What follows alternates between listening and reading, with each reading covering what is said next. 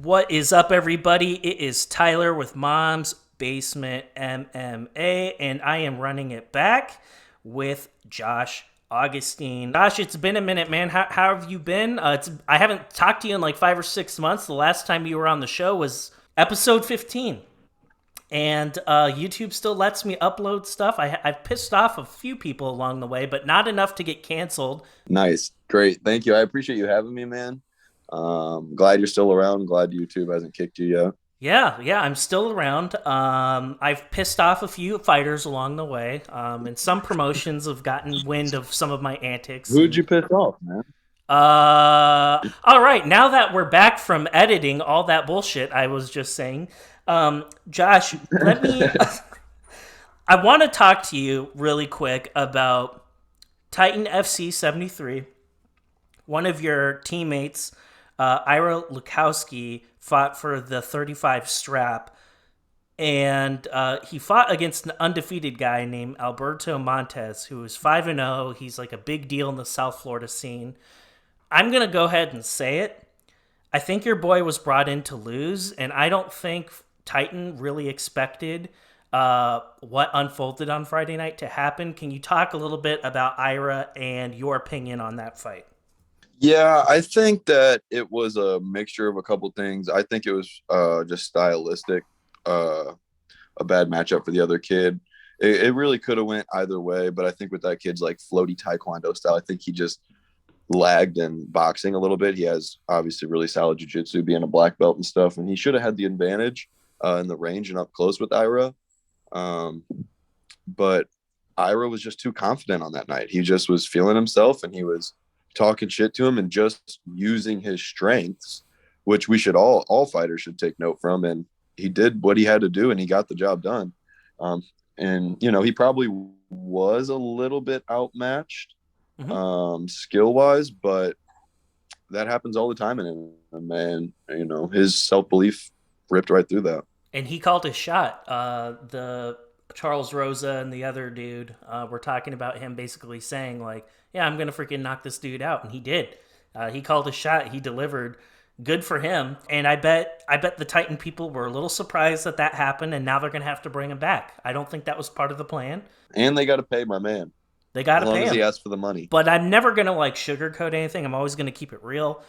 I'm of the opinion that Titan kind of pushes the Florida people a little bit more than they do anyone else. That's just my opinion. Take it or leave it. But anyway, it was a pretty interesting fight. There were some really good bouts on that card. And speaking of bouts, I know that you have one coming up here fairly soon. You were supposed to fight at Shamrock FC 334, and your bout ended up getting canceled. We're rebooked in January. Can you talk a little bit about what's been going on with you as far as getting this matchup? Yes. So I was trying to fight in October, and we just had a little trouble getting an opponent locked in with Shamrock. And then we ended up getting the date for December 4th against Thomas Thatcher. And on November 11th, my dad passed away. And I'm his only son. He wasn't married or anything. So I had to take care of everything from the funeral planning to the estate, all on top of grieving and all that stuff. So I had to spend about 8 or 9 days straight out of the gym. And I was still planning on just taking the fight and doing the whole thing. But my coach and the promoter all kind of suggested that we pushed back for a later date, so that way we could get full promotion for the show. Yeah. And I was kind of doing on my part on that end, and as well as just coming out to perform at the best of my ability. So we went ahead and pushed that back, and I'm just really grateful that the promotion worked with me so much. Well, first and foremost, I am deeply sorry for your loss. I can't imagine what something like that, going through something like that, how difficult that must be, especially when you have like a fight that was supposed to be at the forefront of your mind. I think we have to give props to your promotion for being flexible with you, and also your opponent. Um, some guys probably Mm-hmm. would have gotten a little anxious and like, yeah, that sucks. Nothing against Josh, but I'm ready to fight. I'll fight somebody else then, and he can figure his stuff out. So props to him Right. for waiting. I think that's important to call out too. Right, for sure. Yeah, I'm definitely grateful for that because I was just excited about the matchup and just being in my hometown again, fighting here. So the fact that it all just kind of got pushed back, 6, 8 weeks, I couldn't ask for anything more. I think one of the things that's so important about you, Josh, is like the journey that you've had to take to just get to the point where you're able to compete again. In episode 15, if you guys haven't checked that one out, be sure to go back. It was like 5 or 6 months ago when Josh and I last spoke. Check that out. And in that episode, Josh talked a little bit more about his background. But one of the things that was relatively recent at that time is you were going through rehab when we last spoke. Mhm. Can we revisit that? You sustained a major injury in your last fight. Can you remind people what happened with you and what you've had to do to like prepare your body to get ready to compete again? Yeah, so going back to my last fight, I'd broken my leg in the fight. I had a broken um, tibula. I don't know, the one on the side, not the shin. I broke the other one, and then after that, I was out for about 4 or 5 months. I think it was 5 months to the day. I was already back sparring. I rehabbed it really hard and was working my ass off, and then re-injured the leg. Was out a couple more months. Ended up getting a staph infection right before I was about to book a fight. Shortly after the staph infection, was back to training, feeling good. Ended up tearing my hip labrum and had to get surgery in May. And that was whenever we spoke, was around like I think July, August, something like Yep. that. And that's whenever I was rehabbing the hip back.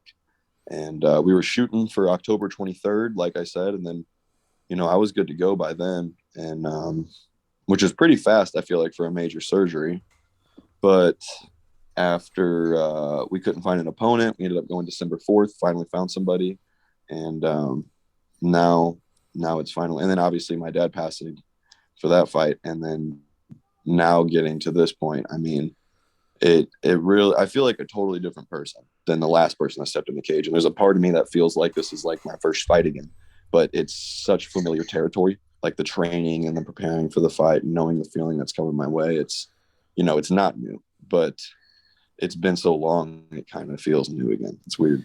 Is there ever a point when you're going through all the crap that you went through, personal stuff aside, just like physically, you sustain a major leg injury, now you get an infection that can kill people, and with the hip injury, like I know you're a relatively young dude still, but like, does you ever get to a really dark space where you're just like, man, I'm wasting my fucking prime right now.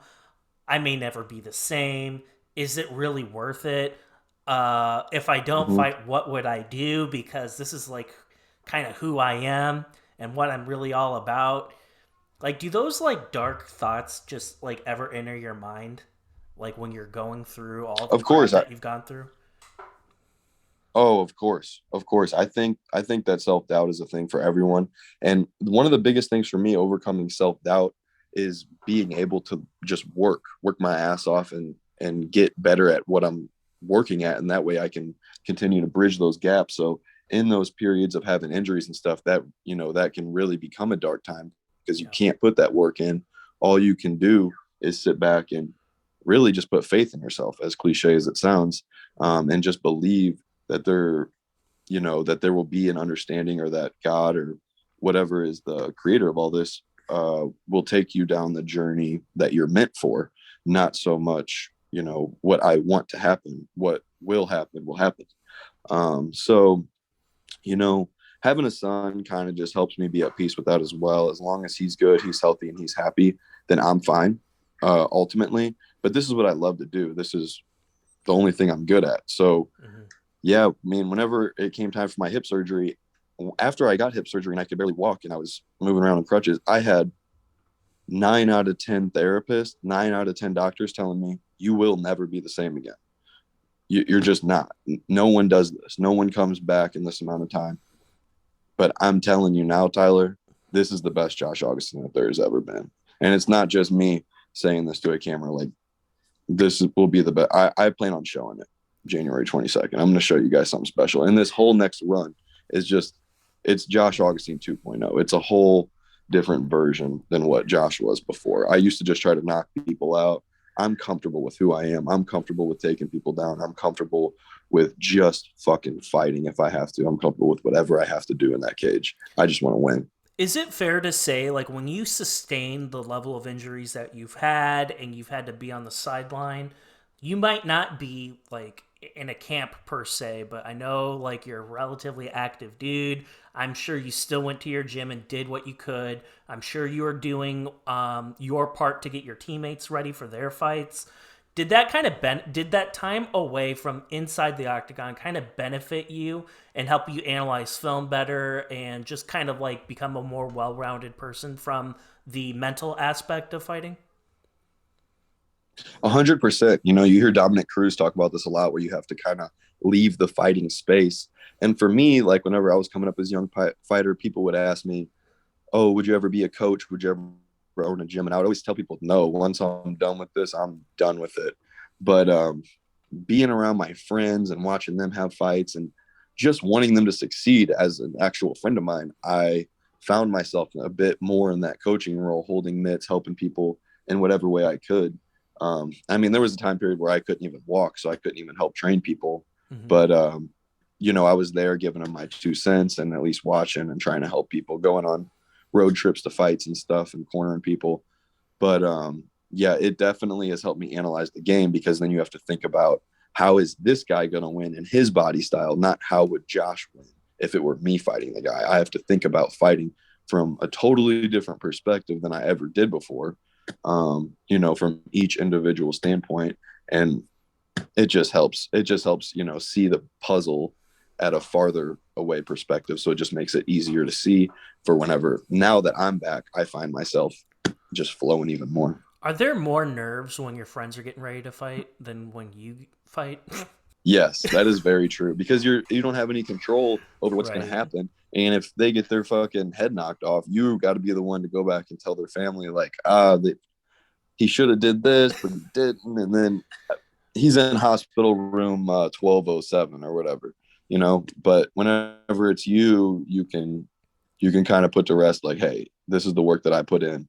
This is the choices that I made to be here, and you're okay with whatever happens. It's interesting because some of the other fighters I asked that question to that do corner their teammates are like, dude, cornering is like way more intense than fighting. Like I get like really nervous about it. Like I like my anxiety's through the roof. But like when I get ready to go fight, like I don't experience any of those things, or it's really mild compared to cornering. And I just thought that was like really interesting. Well, I know everyone reacts different on fight day. For me, I'm a little more nervous fight day. Like the whole day, the anxiety is just building the whole time, like Right. going to the place, going to the venue. But by the time I'm there and you're moving around, you start warming up and stuff, it's all gone. You know, no, it starts going fast, and you really don't feel anything. It's all just going. You know, it's one foot in front of the other, like you would, you know, make a podcast, do an interview, whatever. Sure. It's nothing to it. That makes sense. And one of the things that is interesting to me, and just kind of pretending for a second that I'm you, I know that Shamrock FC is a local promotion for you. And I know that this is your first bout in like 18 months. Because it's like a local promotion, it's the first time you're being back in the cage doing what you love to do after a long layoff. Are there more nerves for this fight compared to maybe some of your other ones? No, I don't even care. I truly don't care. Like I could get knocked out in 10 seconds and I'm totally cool. Because honestly, it's just, I know that this is what my dad would want me to do. He would want me Mm-hmm. to see out what I love to do. And he always told me that. He always raised me on that. Do what you love to do and do it to your fullest. And that's what I've been doing for years. And he fully supported me. And he wouldn't, you know, I told him, we talked about this many times, I'm going to do this till the wheels fall off. Like I'll Absolutely. be the broke 40-year-old that never made it, or I'll be the world champion or whatever in between. But I'm going to see this through no matter what. Um, so I'm not really nervous, man. I feel confident in my training and my skill set more than anything, and the matchup that's ahead of me. But I just the results are the results. I've been through the lowest lows, and I just don't give a fuck. Your bout is supposed to happen at the end of January, like January 23rd, I think is Friday, fight day. Correct me if I'm wrong. Is it the 23rd? 22nd. 22nd. Okay, so 22nd. we fight on January 22nd. That's coming up in about a month. And one of the questions I had for you, Josh, is being as you're supposed to fight at the very beginning of December with your personal things going on in your life and with the bout ultimately being canceled and being pushed to the right to the end of January, how does that affect you from a preparatory standpoint? Because I know you guys train to peak right around when you're supposed to fight. Now you kind of have to like throttle back. Now you're out of the gym for a couple weeks and kind of getting back into the throw of it. How taxing or how difficult is that for you mentally and physically? Well, for me, the break was, it was honestly in perfect timing because I don't ever not train. I don't take weeks out of the gym just because I don't have a fight. I'm in there all the time. The only thing that I have is my coach will tell me, "Hey, you need to pull the reins back. Don't train so much," because I'll train too much. He'll say, "We're going to start camp up." Uh, like I was pushing way hard at 8, 9 weeks out from this one. Whenever I got word, as soon as all the stuff was passed with my dad, like all the funeral and like just the Right. logistic stuff. Once I was able to get back and train, I was in there 2, 3 times a day, and my coach told me, "Yo, let's slow down for 2, 3 weeks." And so I was still in there working, sparring, doing everything multiple times a day. And so for me, it wasn't, there wasn't too much of an adjustment or anything. It was just, slow it down for a couple weeks and then pick it back up. I can only imagine. I asked that question because you do seem like the type that, um, I don't know, you just lockjaw down on something. You're not going to let it go unless somebody tells you, like, yo, like, downshift a little bit. You can overtrain. We don't want to get hurt again. Like, you strike me as that type of guy where, like, you would need to have somebody push you down. Like, no, like, dude, chill out for a little bit. And does that ever frustrate you when people are like, yo, like you're going too hard? Because you're probably the type of guy you're like, no, I'm not. Like, fuck you. No, I'm not.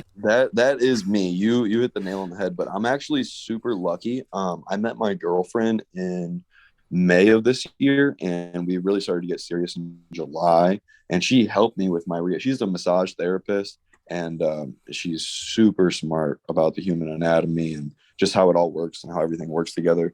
And I've just always had really shitty recovery. I would always just train my ass off until my body would break or until I just could not train.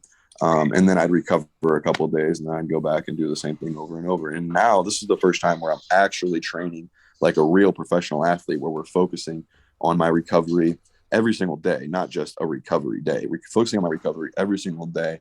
And she's there to tell me, like, yo, dude, you fucking redline today. Tomorrow, you can't do 6 a.m. wrestling, strength conditioning, and spar.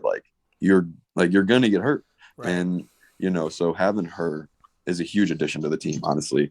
And just being able to have access to, cryotherapy, having access to a spa, cryotherapy, focusing more on ice baths and massages and just taking care of my body like an athlete, like I said, strength conditioning, just doing the whole mix on top of just the skill training. I know that stuff doesn't like sound exciting, and that's probably like the last thing you want to do. There's probably a bunch of other stuff you'd rather do, but like that is what's going to set you apart. That recovery, especially as you get older, when you become an old ass like me, you're gonna be grateful that you took the investment to take care of yourself because.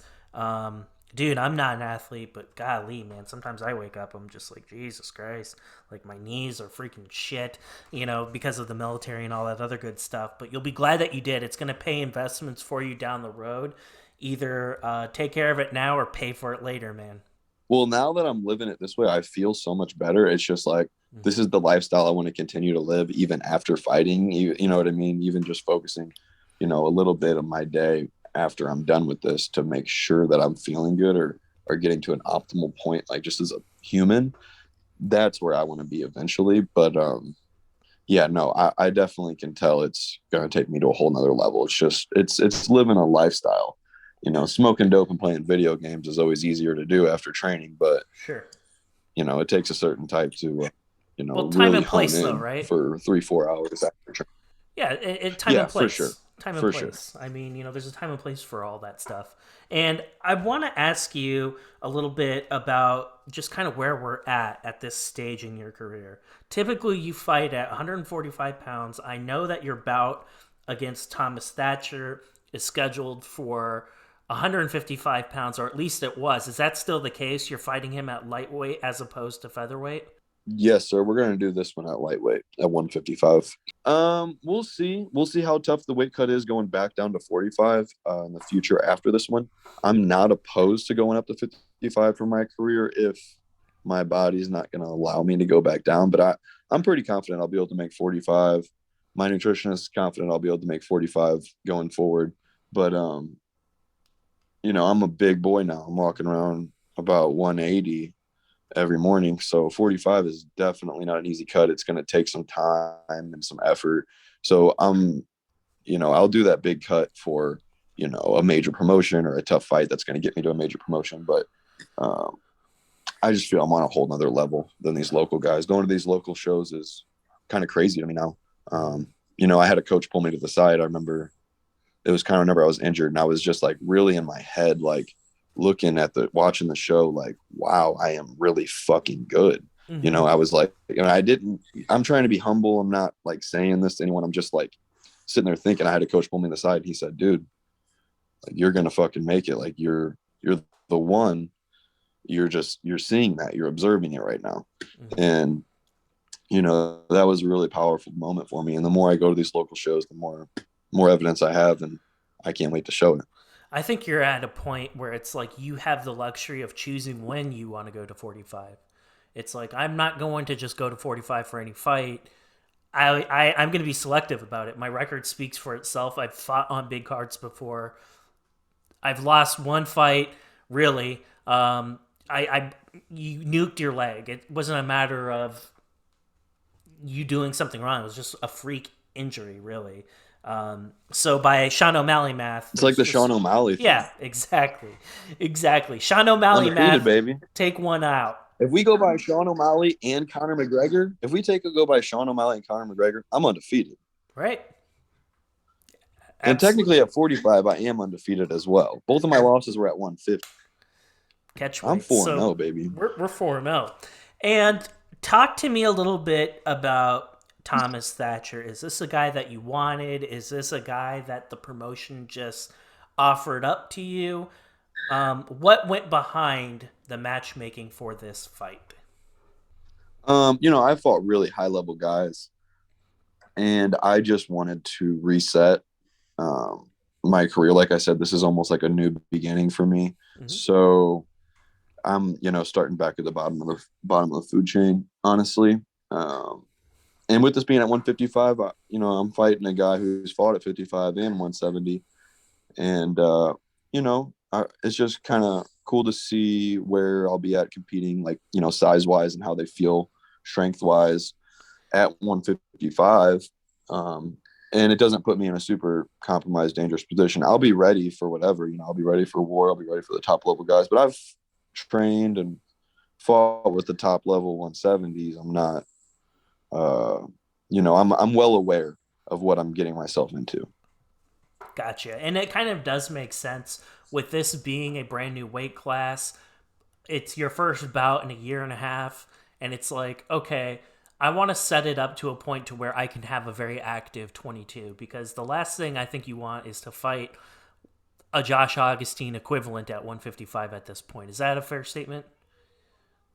100%, 100%. I mean, and that's the thing is a lot of old school guys, or more old school guys are easy. They're quick to talk shit Mm-hmm. on some of the new age guys and say, "Oh, we all fought the toughest guys and we fought whoever, whenever, blah blah blah." But I mean, that's just not the nature of the business anymore. There's too many fucking bodies out here, and we need to start building ourselves up like boxers. If you're not an idiot, you hear a lot of people talking about this. Like Kevin Lee came out and gave the whole thing cherry pick all your fights, and so I'm just gonna keep doing that until I get paid. Until there's a point where it's like there's a contract on the line. Obviously, they're not just giving those out. You know, PFL's not just giving contracts out. Bellator's not giving contracts out. You got to fight for that. But I'm 4-2. That's not the best record, if we're being honest. And I was getting fast tracked for a minute, but now I need to build my record back up, and that's just where we're at. So I'm going to do that. And you know, there's a few people talking shit, trying to call me out that are decent fighters, but they're just not even on my radar. I don't care about what they're saying Mm-hmm. because the truth is, if they really want to fight, they can come to my house and we can fight, or they can come to my gym and we can fight if they just Mm-hmm. want to fight. But we're all trying to move up the ladder, and I'm not a fucking idiot. Yeah. You got to do what you need to do to protect yourself and to protect your future. Let's talk a little bit about Thatcher. So, I have looked at a couple of his fights, and there are two versions of him that I see. There is the Fu Manchu version of Thomas Thatcher, and then there's the Skyrim version of Thomas Thatcher. I call him the Skyrim version because he's got like the hair like a template character in Skyrim. I hope somebody gets that Yeah. reference. Yeah, yeah, yeah. Thank you, thank you. Yes, So I Skyrim's super popular, but I'm not familiar. But he does. I do know. That mullet is a fucking. It well, looks like a raccoon on he's that got dude. He's like fucking. I call it Skyrim hair because it's like long here, and then he's got like this man bun kind of deal up here. I don't know, Lord of the Rings hair. Maybe that's better. Maybe that's more identifiable for a Lord of lot the of people. Rings. He's got that Lord of the Rings haircut, right? I watched that Yeah, it's fight. just loose and nasty. Just shaved that side. But Yeah. Hey, listen. I'm follically challenged, so hey, more power to him for being able to do that. But like just looking at Thatcher in general, and here's what I see. I see a guy who's probably a little crazy. He is a former military guy. I'm sure he is a badass dude. Being honest, he probably is a badass dude, no doubt about it. He probably strikes me as a bit of a thrill seeker. I don't know how serious of a fighter he is, just being completely honest. Um, and when I look at his record, and you try not to look too much into it because it's the fight business, anything could happen. Um, the two guys mm-hmm. that he's had victories against are probably not full time fighters. Their records were 0-2 and 2-11 respectively, which tells me that he probably hasn't fought the highest caliber guys at this point, up to this point. And going into Mm-hmm. this, like you just instantly became the most difficult fight of this guy's career Oh, so by far. far. Oh, by far. He has never fought anyone like me, or even close to me, and that's one of the things that gives me a lot of confidence going into this. Is I think as soon as he sees me moving in front of him, he will understand that I'm a fucking jaguar. I'm a fucking mountain lion. And he has never crossed one of those before. And it's going to make him a little timid at first. I guarantee that. He's not a big guy, and he's not a strong guy either. He doesn't have a chin either, and I got crazy power. Right, and this is not me talking shit. This is me being factual. If you don't believe me, go to Tapology, look it up yourself. He recently fought a guy who, if you think I'm old as fuck, the guy that he fought is 10 years older than me. And the guy was in phenomenal shape, by the way. I hope I look like that guy when I'm 47. But he fought a 47-year-old Me opponent. too. He fought a 47-year-old opponent that blasted him and got him in a standing neck guillotine and choked him out. I'm of the opinion, this might sound harsh, but I'm of the opinion, like, when you are a prize fighter at this level, there's no 47-year-old person on the planet who should be able to beat you. And he got murked pretty good. That that was in 2019, right? Yes, sir. So that I'm guy's gonna show almost you. 50 years old now. How do I flip this camera? Oh yeah, I got it. You see that? That's Professional Fighter of the Year 2019, and then two Knockout of the Night trophies right in front of it. There we go. That was in 2019. That's what I was doing in 2019. I was busy knocking motherfuckers out cold. And this guy got tapped out. Like, were So you a yeah, I'm little not. Are you a little surprised that he's taking this fight? Yes, yes, I am. And that was one of the things is we were having trouble finding the kind of matchup that I wanted with those caliber guys because no one's trying to get fucking blasted on. You know what I mean? No one's trying to go to the fucking hospital for $800 or whatever. Right. So, we were that's why December 4th worked out and it was Thomas. And I I saw him get knocked out in Mm-hmm. October against someone that I've trained with before. So I was surprised to see him take the fight. I just When hope he shows.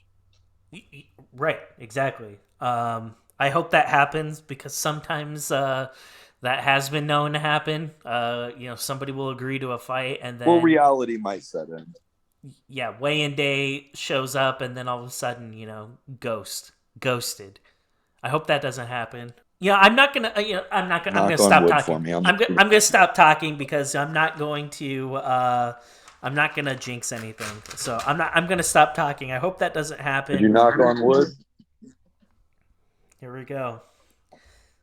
Yes. Thank you. Can you tell me? Let's kind of like look forward a little bit without getting too much ahead of ourselves. It's been the last time you got your hand raised was the Colton Ham fight. That was a long time ago. And can you tell me Uh a huh. little bit like Oh yeah. what would a win like this like mean for you? It's been a minute since your hand's been raised, and it's not because you're on a losing streak or anything. It's just been activity. It's been inactivity, I should say. It's Hmm. been injuries. It's been personal stuff happening outside of the cage that has like derailed anything. Like, is it going to be an emotional moment for you, like when you do get your hand raised, or is it just kind of one of those things where it's like business as usual? I'm moving on. I'll get emotional like Um. at a later point in time. Yeah, I don't know. Whenever I've been like every time I visualize um the fight, I see myself just being fired the fuck up. Like because I'm gonna smoke this kid, and I just can't Mm-hmm. see it any other way. After I destroy him, I just see myself just exploding with like um a lot of emotions. Yeah, because I'm sure there's been a lot Whether of it's just frustration the past couple years. yeah, and like you said, there was points where I wasn't sure if I'd ever be me again. I wasn't sure if I'd ever even fight again. And then obviously the passing of my dad, we were so close, and this was something that we shared. Mm-hmm. Um, so I can't really see it any other way. Hey, you want a funny story for the podcast? Well, Go for it. about my dad. This was on my birthday, bro, this year, June 26th, and I had fucking gotten surgery like a month before. So my hip's a little busted up, but I'm just able to start like walking and moving. And me and my dad went to the fights at Shamrock Mm-hmm. FC. My teammate CJ Hunter was fighting Evan Elder for the main event. We had a few other guys on the undercard and stuff.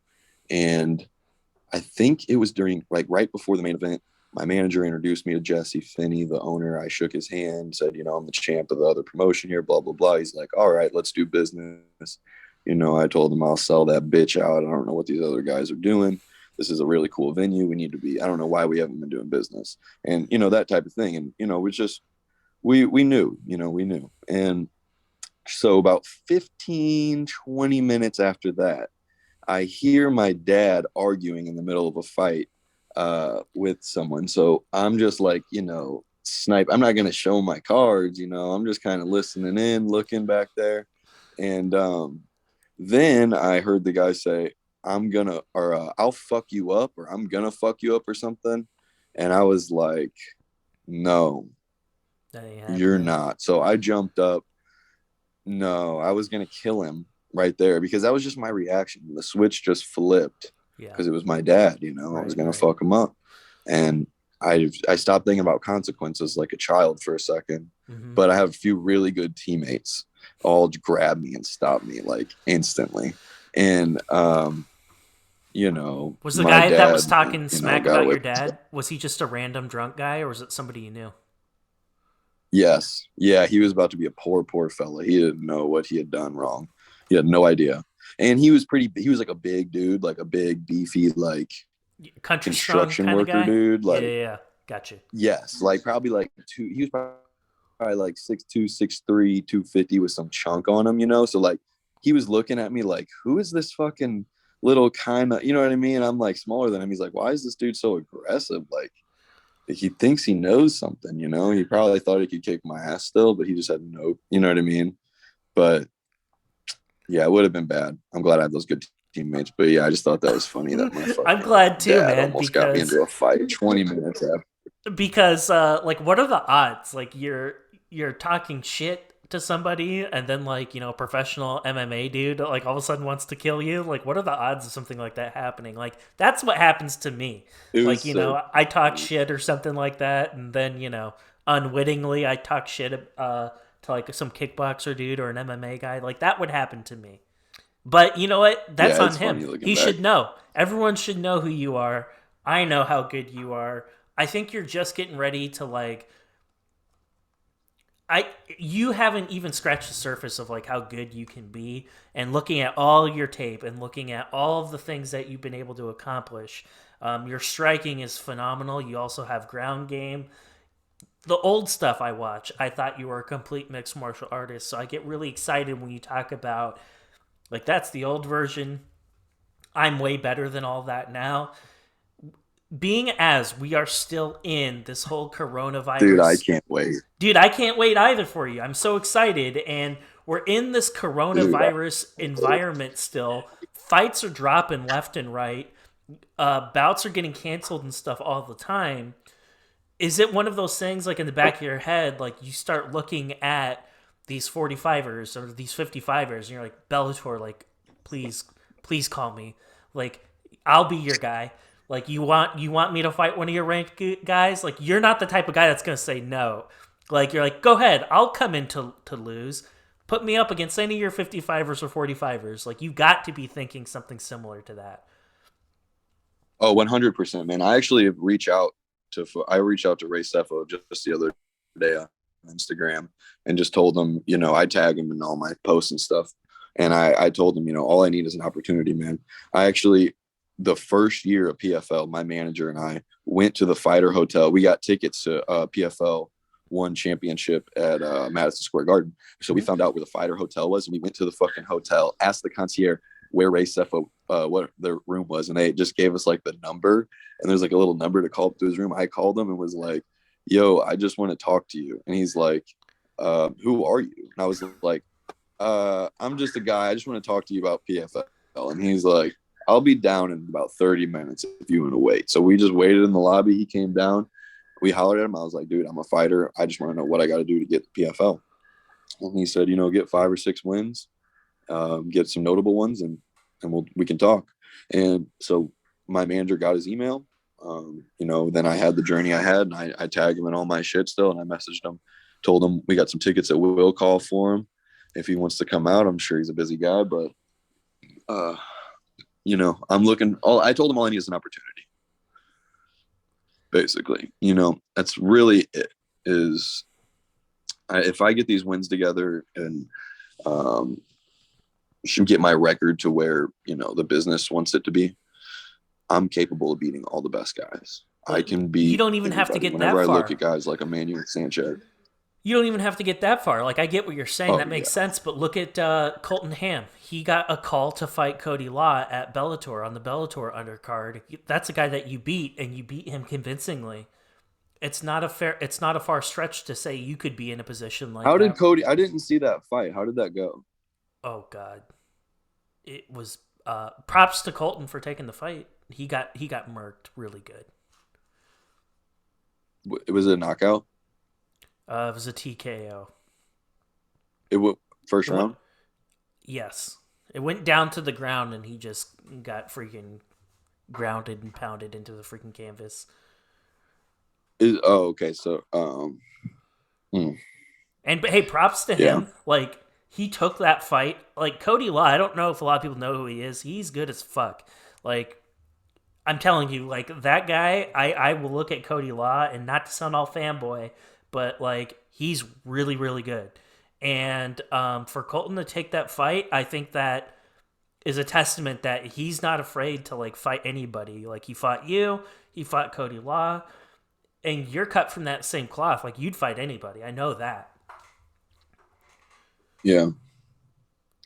Yeah, no, and that's really, that's what I'm saying is all I really need is that opportunity for a fight like that. And that, I'm not going to shy away from it. That's for damn sure. I just want to make sure if it's going to be at 45, then Yeah, I got a well, couple weeks. yeah, absolutely. And if Scott Coker or anybody from Bellator is calling you up and giving you an opportunity at 45, you got to make the weight. You got to do it. It doesn't matter who you're fighting. You got to do it.